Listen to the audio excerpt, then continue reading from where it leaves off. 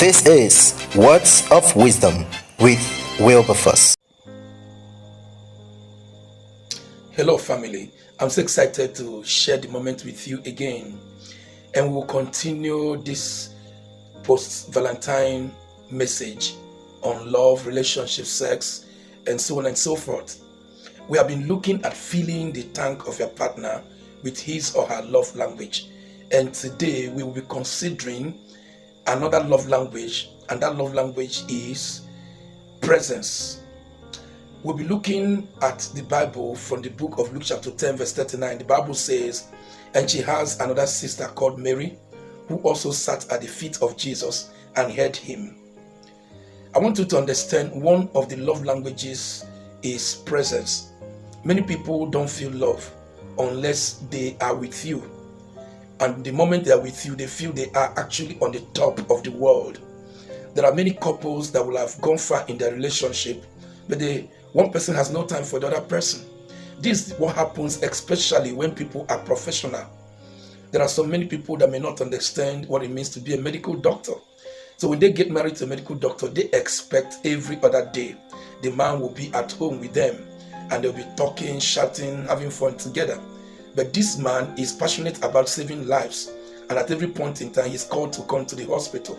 When you go to such relationship, you may discover that the people involved are no longer in love, because while this man is being fulfilled medically as a professional, but his marriage is suffering because his wife is not happy, that is not always there. It's not only medical doctors, it also happened to pastors, itinerary preachers, evangelists. Some of these men leave their house, go for preaching, and in the next 3 weeks you don't see them. When they return back home, even when they are sharing wonderful testimonies of what has happened, you will discover that their partner is not happy. Many years ago, I read the book of Dr. Mike Murdock, and he said in that book that many times he will return back from preaching. He'll be telling his wife, the past 2 weeks I was preaching and many souls were being won into the kingdom. But instead of the wife to be happy, the wife will be sad. Instead of the wife to be excited, the wife will be like, is this thing that you call marriage? This is what you invite him to be part of. Apparently it wasn't long, both of them got divorced because the wife's primary language is possibly presence.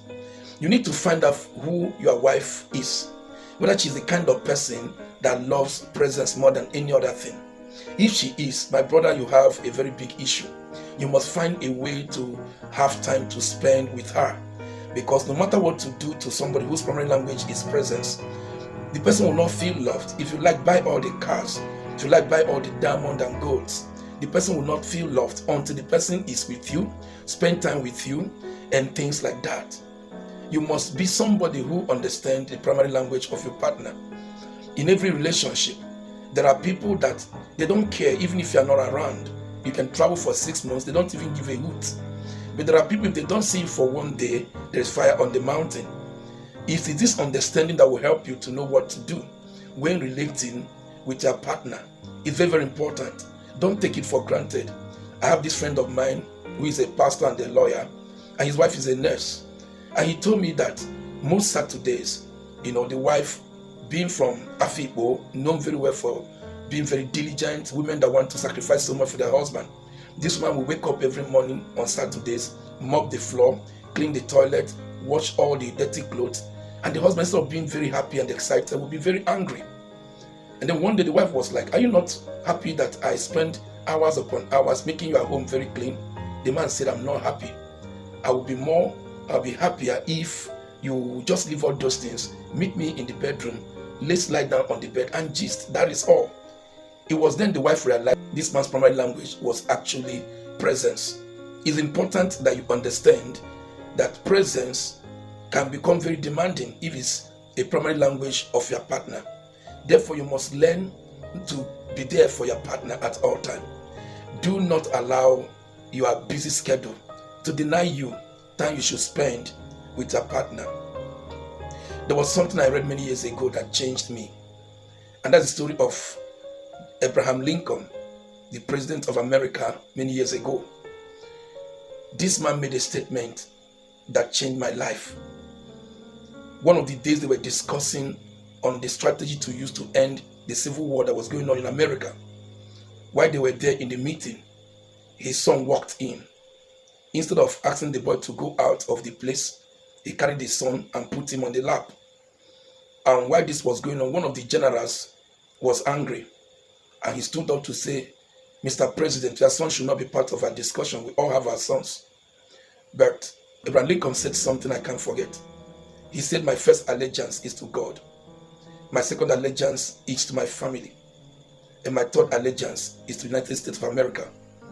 And he said, if I die tomorrow in the course of this work, it will not take America 24 hours to replace me. Constitutionally, my vice president will take over from me. But if I die, this boy will not lose a president. He will lose a father.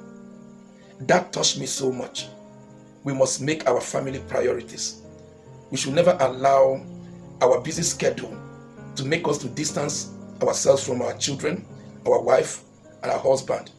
This becomes more essential in this 21st century when many people are professionals.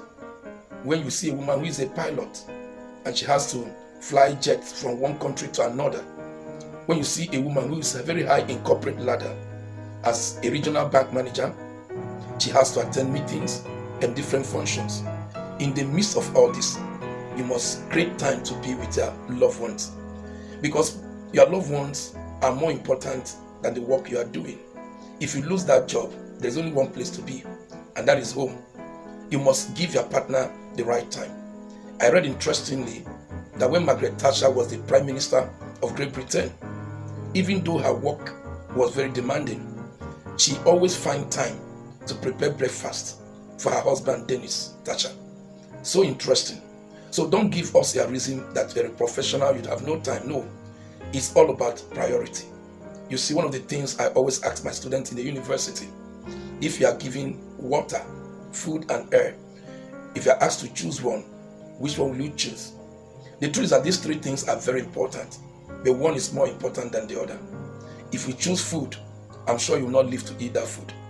If you choose water, I'm also sure you may not live long to drink enough water. If you choose air, you live long enough to drink water or to eat food. While these three things are essential, one is more important than the other. Your profession is very important. As a pastor, your ministry is very important. As a doctor, taking care of your patients, very important. As a politician, taking care of the society is very, very important. As a security personnel, the lives and property of your people are very important. But please don't do this at the expense of your family. They need your attention. You must find a way to make sure your presence is felt.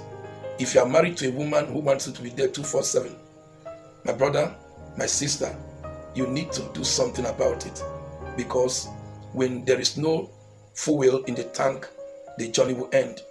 And if your partner wants presence as a love language, you need to supply that presence. If not, the journey will not be far. My desire for you is that your journey with your loved ones will be far, so that at the end of it all, you will be successful. Thank you for your time. Do have a blessed day. Bye-bye.